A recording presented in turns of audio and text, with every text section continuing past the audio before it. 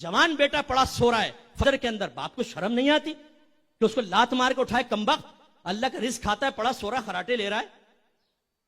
अब कहें जी उठाएं बच्चे को, मुफ्ती साहब 4:30 बजे आया है, मस्जिद की खिदमत करके नहीं, नमाजें पढ़ के नहीं, रोजे रख के नहीं, किसी महफिल में बैठा हुआ था नहीं, कहां धाबे पे, वो कोयटा होटल पे दोस्तों के साथ बैठ के बातें कर रहा था, नाइट की ड्यूटी करके आया, बच्चा सो रहा है।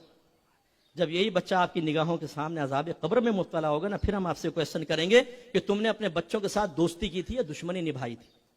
ये औलाद होगी, याद रखें मेरे जुमले, मैदान माशर में इंशाअल्लाह हाफजा काम करेगा, मैं आपको याद दिलाऊंगा अगर आप में कोई ऐसा बैठा है तो।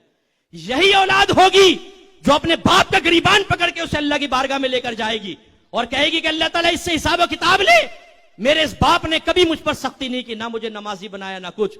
हालांकि मेरे नबी ने फरमाया बच्चा 7 बरस का हो जाए उसको नमाज का हुक्म दो, 10 बरस का हो जाए तो मारकर नमाज पढ़ाओ।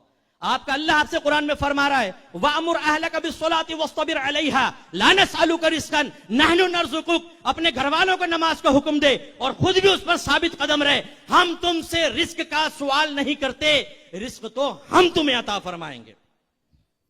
बोलते जी साहब कमा रहे हैं ना, टाइम नहीं मिलता। आपका रब क्या फरमा रहा है? रिस्क तो हमारे जिम्मे करम पर है। वमा मिन दाब्बतिन फिल अर्दि इल्ला अलल्लाहि रिज़्क़ुहा, जमीन पे चलने वाला कोई जानदार ऐसा नहीं जिसका रिस्क अल्लाह के जिम्मे करम पर ना हो। आपने कौन सी जिम्मेदारी लेके अपनी जिम्मेदारियों से रूगर्दानी कर रहे हैं?